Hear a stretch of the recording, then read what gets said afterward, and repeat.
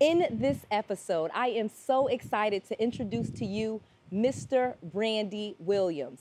In today's episode, we're going to be talking about private equity funds, and Mr. Brandy Williams is an absolute expert. He has done private equity funds for many years, raised hundreds of millions of dollars, has bought and sold businesses, and now is actually even helping other entrepreneurs and mentoring them to raise money and have successful businesses. This is an absolutely exciting topic that I want you to know all about. I'm gonna introduce you not only to Brandy Williams, but to private equity funds and unleash the power of getting hundreds of millions of dollars to do what you wanna do in your business. Let's go. Noel. Yeah, she can fix that. If you gotta get it done, no, you need to do it better. Well, she can fix that. Yeah, she can fix that. Investment to get back, trying to get a big stack. She can fix that. Let's fix that. Okay, I am so excited to talk to you, Brandy Williams. You are an absolutely amazing entrepreneur and a former fund manager, and that is what we are going to be talking about. Private equity funds. I want you to tell people about them because this isn't a thing that most people do not know, and you are an absolute expert on, and you even walked away, and we're going to talk about some of that a little bit later, but let's talk about private equity funds and how powerful they are. Tell everyone, Brandy Williams, how powerful private equity funds are and about private equity funds. Private equity funds are very powerful on many different levels. Private equity funds are really determining the outcome of what an evaluation of a company will be in the private sector. So private equity literally disperse out money to private companies for the purpose of either buying a minority, majority equity stake, or even sometimes debt. And what that simply means is that private equity takes in a pool of funds from various different investors, which are called LPs, limited partners, right? And so when you own a fund, you become the GP, right? The general partner, whichever they are. You can have 2, 3, 4, 5, or 6 of different partners. And if you really look at the total spectrum of our political and financial system, there's always a PE guy somewhere behind the scenes, either contributing a lot of money to campaigns, or you'll see someone behind the scenes when it comes to the financial sector, when a PE company is taking a big, huge, or a major corporation off the public stock exchange.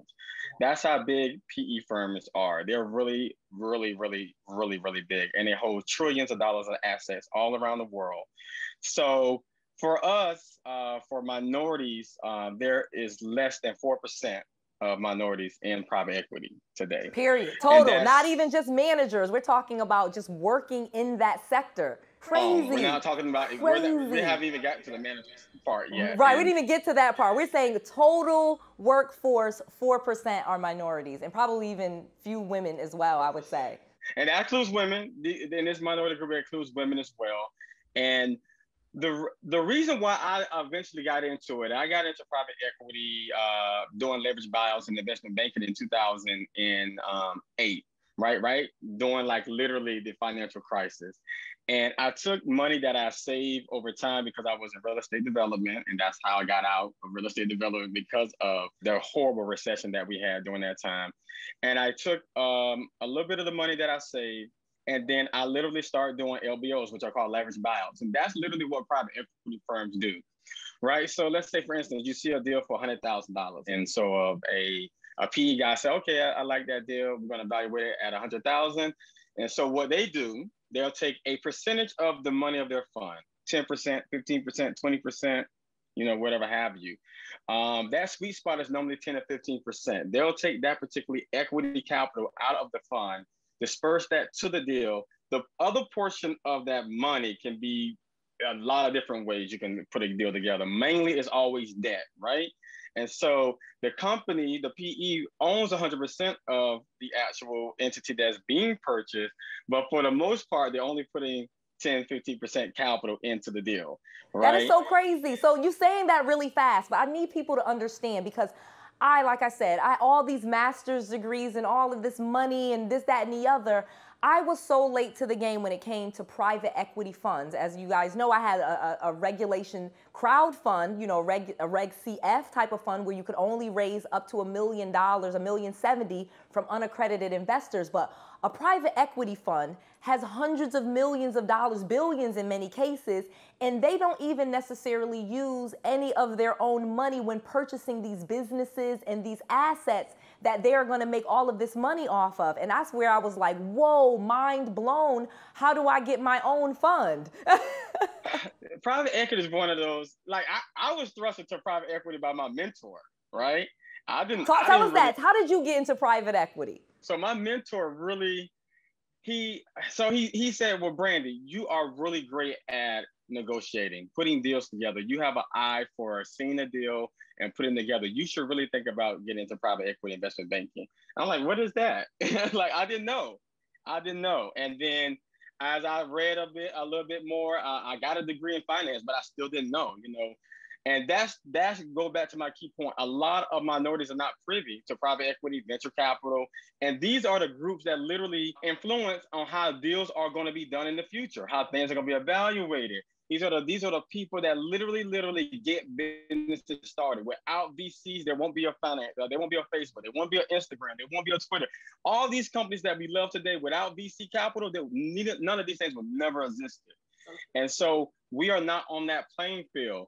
And we have not allowed ourselves to get to know these groups or get to know these firms because we're really stuck on traditional lending, right? Going to the bank, going to the credit union and getting money. And so I was thrust into it because I had a niche. I had a really great idea of taking these distressed companies and bundling them up and put them into one group, you know. And so talk about that. So you get into private equity. You're thrust into it by your mentor. So who was your mentor? Mr. Dennis Butler. He's no longer with us. And he was a guy that was literally in finance for a very long time. And he got into leverage buyouts. He retired. And he took some time out to teach me the game. I learned from him, and I learned from a lot of other people in the business, people that went to all kind of different schools. And then I just found my own way. You know, I really just did the Brandon Williams way. I did it my own way. Yeah. I took the skill sets that I learned over time, and that's how I applied it, and that's how I got into the business.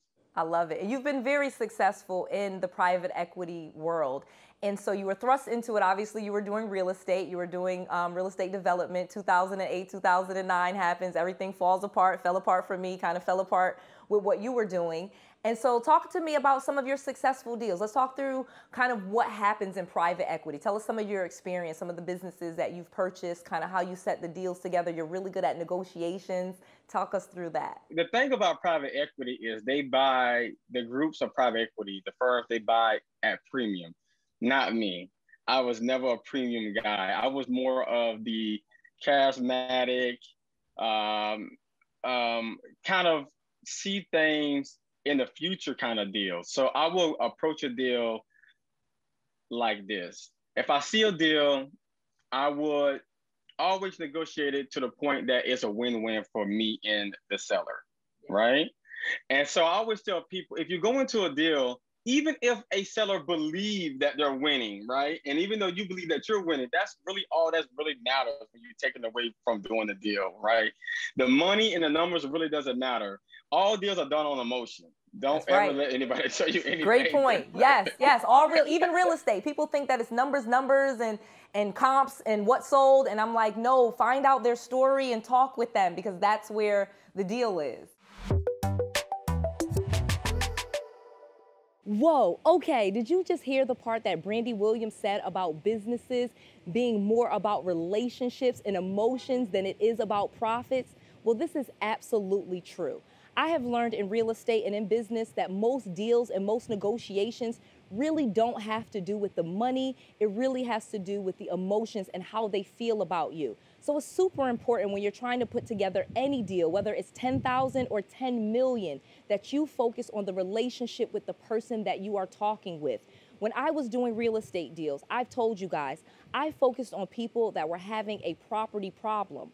I did this when I was small because I could connect with people and I could get deals. Now that I'm even much bigger and doing deals that are worth millions and millions of dollars, nothing has changed. I still have to connect with these people, show them that I am the person that can do what it is that they need and that I am the person that they want to work with. I still have to be likable, I still have to be trustworthy, and I still have to make it a win-win for both them and me. This is how deals are done, whether you're doing it on a small level or a big level. Now let's get back to what he was talking about. One deal I did in particular was a deal. A guy was going to sell to a big private equity fund, and I was a fundless fund. A fundless fund is a fund that does not have money allocated by other investors for the purpose of you to go and invest out of other deals. So a fundless fund goes out and literally kind of just do their deals, and then they find the capital once they have a deal that they feel like they want to acquire. And then another fund or mezz guy will come in and either partake into that deal when you put a certain amount of equity into the deal. So that's a fundless fund, right? And so I found this particular deal, and this guy was going to sell to a private equity guy for almost, I think, 3 times of what I offered him, like literally. And so I went to him, and for 6 months I worked on this deal, and I literally just woo him. And I really just told him that just the benefits of selling to me and not the big guy. Right. And I said, you know, these are the things I'm going to do. For most of the time when someone is selling the business, it's like their kid. Right. They put a lot of time and energy into this, that I'm going to do the same thing. I'm going to be a father to your business, just like you was a father to your business. I love it. And he loved that. He said, oh, wow, really? I said, yes. I said, because I see the amount of attention that you put in there. And big firms doesn't look at it. They look at the bottom line. All they care about is the numbers. I care about the people, right? And this is the human capital is the most important part of the business, right? Without that, the business doesn't thrive. Yeah. And so we did a deal at literally less than $3 million. I can't even believe I did that deal. I swear, I don't even know how I did it. But I got the deal for less than $3 million. And that deal literally should have went easily for $10 million. I literally put maybe $300,000 cash down on that deal. Wow. Cash down. And how much was the cash flow? So kind of giving some numbers real quick. So it's a $3 million deal, really should have been, it's worth $10 million. You put $300,000 into it of your money, and then obviously the rest of the money comes from the fund. Now, how does it cash flow? Like, how do people recoup their money? How do you get? The other money, the other 2.7 million is the creative side of how I do deals. So that was literally a earn out and actual seller debt. Thank you. Okay, wait, stop. Because you know my audience is not gonna, I know what an earn out is, but I have an MBA. So what is an earn out? Because I didn't even learn this in business school. I actually did one, same way someone taught me how to do a leverage buyout with a seller, essentially, where you owe them money and you earn enough money to pay them the money that you have said that you were going to pay them. So earnout is simply, I'm going to say it in the simpler form, a projection, right? So let's say that the company is doing $1 million in revenue, right? And that's been a trending for this company for the last 3 years. And for, let's say, for instance, for the sake of argument, that the company projected for the next 2 to 3 years that they're going to do about 1.5 million in revenue. So anything over that mark of that $1 million, whatever that number is, if it's 3%, 4%, 5% of that particular revenue, is money that goes to the actual seller, right? That's what an earnout is. An earnout is a good way to say, I like you, you like me, but let's see how this thing goes. Right. Okay, so what is the one I called? Maybe it's not called the earnout because maybe I explained that incorrectly. I had a deal where I had to pay them, like the money, so say the 2.7, just using those same numbers. I had to pay them that over time with the money that the business earned. I basically paid them with their money. Yeah, that's a seller's note. That's a seller, say that word? Seller's note. Seller's note, okay, a seller's note. Those are the ones I did, and I like that because I gave them their own money. Seller's note is literally just a seller just lending you money like a bank would, simply. That's right. And so he becomes your bank, right? And you just pay him, right? Instead of just taking, because he knows his business better than the bank, right? That's so true. He knows he's going to get paid. Yeah. He knows what the cash flow of the business is. And so therefore he's really comfortable, or she's comfortable with you taking out this big note and paying them over a period of time. Yeah. That's a seller's note. Yeah. So you actually, as I'm listening to you, I can hear that you are amazing at negotiation. You literally just said you did a deal and you combined 3 different techniques in one deal. A hybrid. I call it the brand. Hybrid. Yes, and it's funny, we do those a lot in real estate, even on just a small level. Sometimes I'll have to partner with the seller and things like that. So this is where I think that there's so much power, Brandy, and you have so much to teach and to tell about this. So tell people about the deal that you just recently put together with the development company, the construction development company. From time to time, like you said earlier, I got out the business for a little while.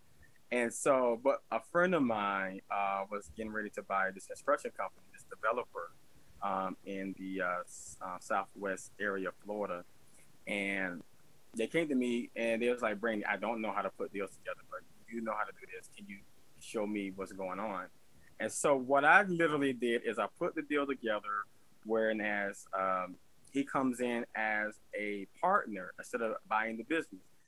I pretty much set it up like a private equity deal, right? I allow him to come in as a partner instead of doing a LBO at 100%, so he can actually understand the business. And then over time, I negotiated a deal whereas he buys 30% up front, and then the other 70% will be at a later term, either with between 3 and 5 years of a buyout. Yeah. So therefore, it gives him enough time, him and his wife enough time to be able to understand the business, number one, because construction and development is a large undertaking. And then number 2, be able to literally take the money that they will earn from the business over that time and just literally just give it back to the seller.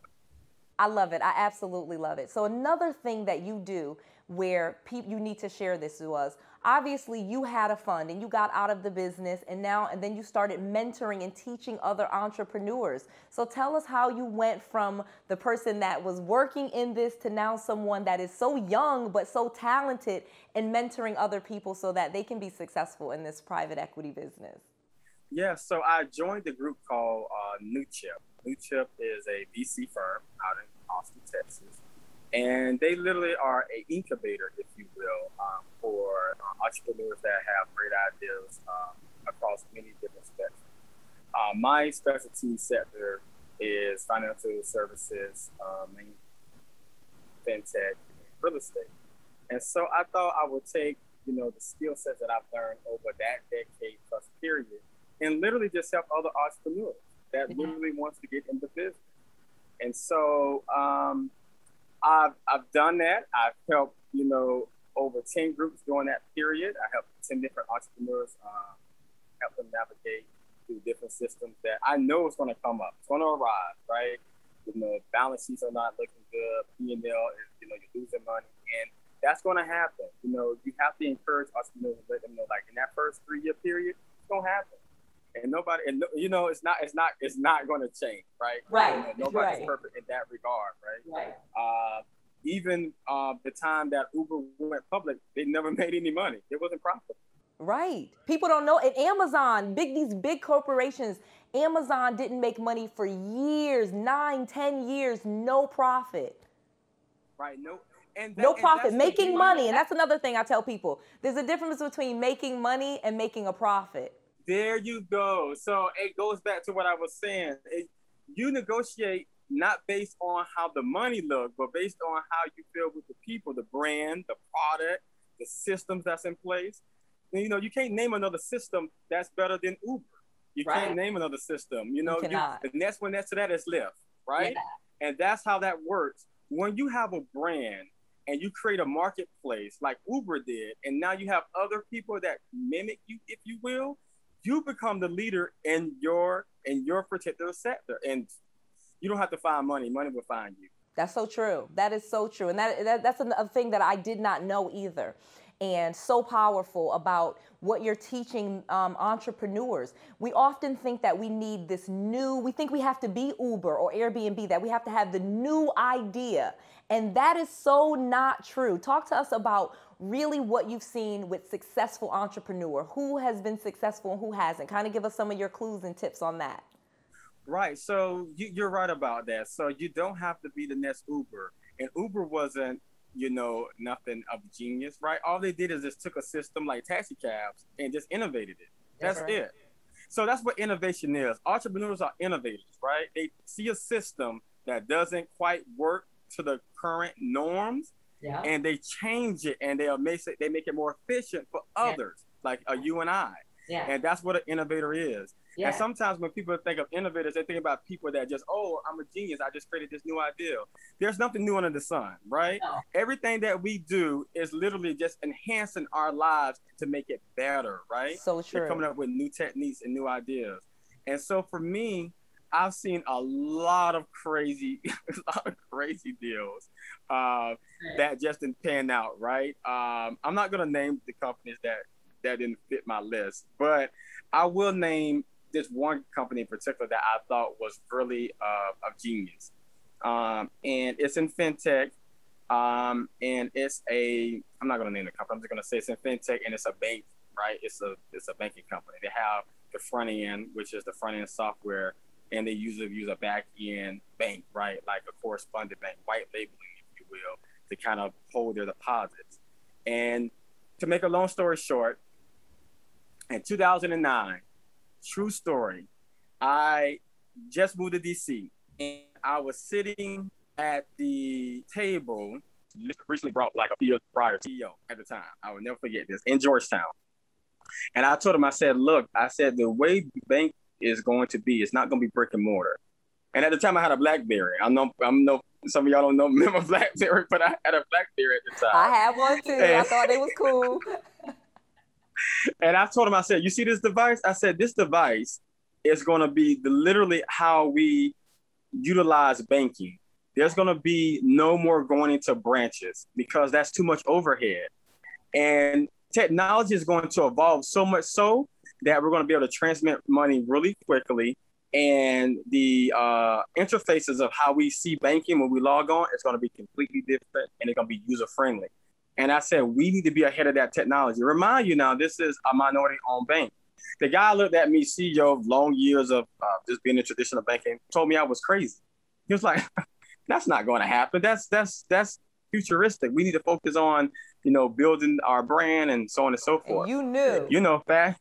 Fast forward a decade plus later, there is 7 unicorns that came out in fintech banking, and those companies, the latest one is worth about $20 billion. Yeah. Right? And it only been around for 4 years. Now think about that. You started the business 4 years ago, and your company is already worth $20 billion. Dude, I'm telling you, and this is what I love, because this is where I've opened my mind. Like once I was making 6 figures, then I wanted to make 7 figures. Now I'm realizing how easy these people make 9, 10, like billionaires, because it is possible. You don't have to stair-step everything. You don't have to think so small. And another thing that I think you brought so much light to was that if you innovate, if you take an idea that already exists, you can find the money. People are willing to invest large sums of money into doers. So this is an absolutely incredible point. You have to start thinking bigger. So many times when we are looking at our business, we like to think really, really small. And this is why I wanted to talk to Brandy Williams and talk about private equity funds. So few of us know the power of having hundreds of millions of dollars available to us where we can invest in businesses, we can buy businesses, and we can be really big business owners. We don't have to think that we have to have just one location or just a few employees. You will hear Brandy Williams literally had thousands of employees under his holding companies, and he employed and created careers for so many people. Being a bigger business person and having a bigger impact will allow you not to change your life and your income, but you'll be able to change the lives and careers of so many other people. You have to start thinking that you can do something big because it's available to you. And having a private equity fund is available to a lot of people. This is not just for the small minority. This is not just for those people that are already rich. This is something that we can do too. We just have to start thinking on a much bigger level and know that we are worthy of hundreds of millions of dollars, not just a little bit of money. Okay, now let's get back to this interview. I always tell people that the best idea is the idea that you never tell someone, right? Right. So when you feel like your ideal won't be accepted by your peers or your friends or investors, you're sadly mistaking yourself. Right. Don't never hoard your ideals. You have to let those ideals out.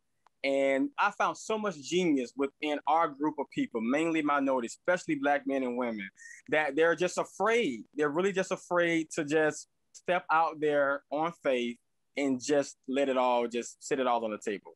Yeah, so let's go vulnerable for a minute. Why do you think that is? Why do you think? Rejection is number one thing for us. Okay. We feel that we know there's a systematic oppression against us when it comes to anything of advancement, right? And we already feel that we're going to be rejected. And so we feel instead of just being rejected, we're not going to even try. Not even going to try. And here's the thing, what I always say it is. I say it's bad programming. I feel like it's bad programming. I'm going to tell you something. I'm going to go vulnerable. And I love this person to death. My mom would tell me when I was a small child that I was born with 2 strikes. I was a woman and I was Black. And I love my mom, and she's amazing, okay? This is an amazing woman who does very well in her life, but that is what she was told, and that's what she told me. And it's hard to go think that you can be a millionaire and a billionaire if you think you were born, just your birth, you know? We got to get rid of some of these programs. And I'm saying we because I had to break through a lot of those do my inner work and get rid of all of that bad programming. There really is a lot of abundance and success out here. And it's amazing how many opportunities we don't think exist that do really exist and are for us. Right. So let's go back to your vulnerability when I sat down with that CEO. Just imagine if he actually would have listened to me, right? Imagine, right? If he would have just actually listened to me. Imagine how the spectrum of what fintech and the banking sector would actually look like, right? It'll be more faces that look like us. Because if you see me doing it, then now you have the more unction to say, I can do it. Right? And so, and for every frontier, for every pioneer, there was somebody that looked like us that made us believe we can do the thing that was the impossible.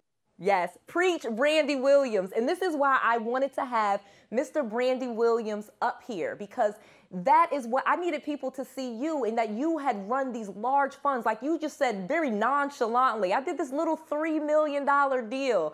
And I'm telling you, and you know, we know that these are small deals. Very small. They're very small, right? I tell people, like, I bought a business and they're like mind blown. I'm like, this is really small stuff, guys. Like, there's so much more available. It really is. And I had it I had a chance to do a lot of great deals, but I built that company within 3 years from $1 million to $2 million in revenue to $48 million in revenue and over 1,000 employees. Okay, that's how I built that fund, right? And these employees are clearly indirectly the holdings company own all these different entities, and all these people are rolled up into my company. That's right. And so it's just really hard work. A lot of people told me I couldn't do it. They thought I was crazy. They was like, you crazy, you can't do it. But it wasn't I was trying to prove them right. I was trying to prove me that I can do something greater than what I saw when I was growing up, right? I knew there was something more to me than what I saw with my naked eye.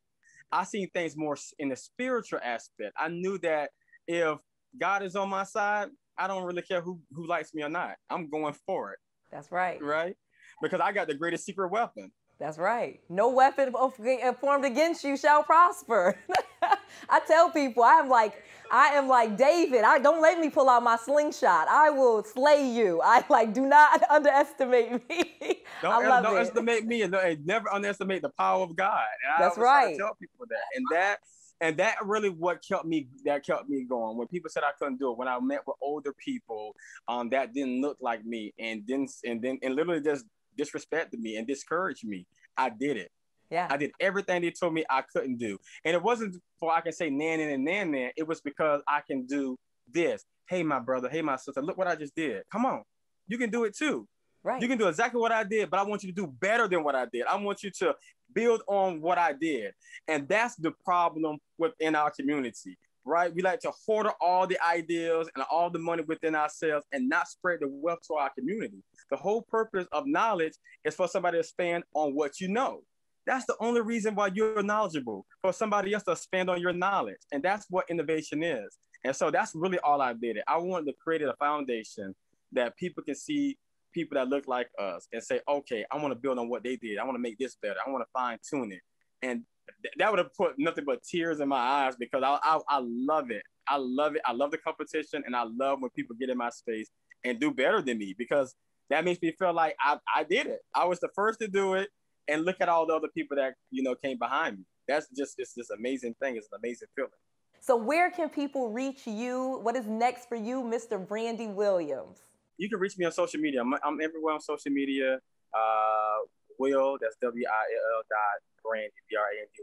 That's on Instagram, Twitter, Facebook, everywhere else you can find me the same way.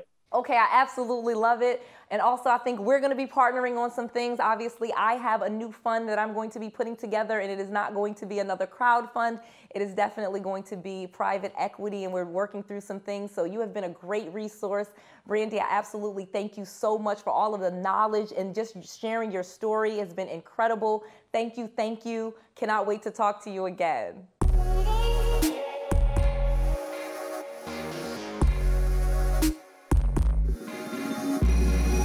I have written a new book, Real Estate Millionaire Secrets, and I am giving away this book absolutely free.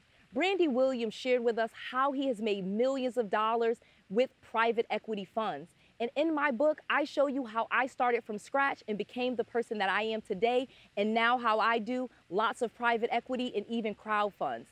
You can get my book, Real Estate Millionaire Secrets, absolutely free. Just go to noellsfreebook.com. That's Noelle, Noelle with an S, noellsfreebook.com. I share with you all of my resources, all of my tools, and all of the knowledge on how I went from someone that was broken in my parents' basement to building a successful multi-million-dollar real estate business, and more importantly, how you can do it too. I just want to make sure that you have all of the resources, all of the tools, and all of the knowledge that you need to be successful. This is Noelle. To your success.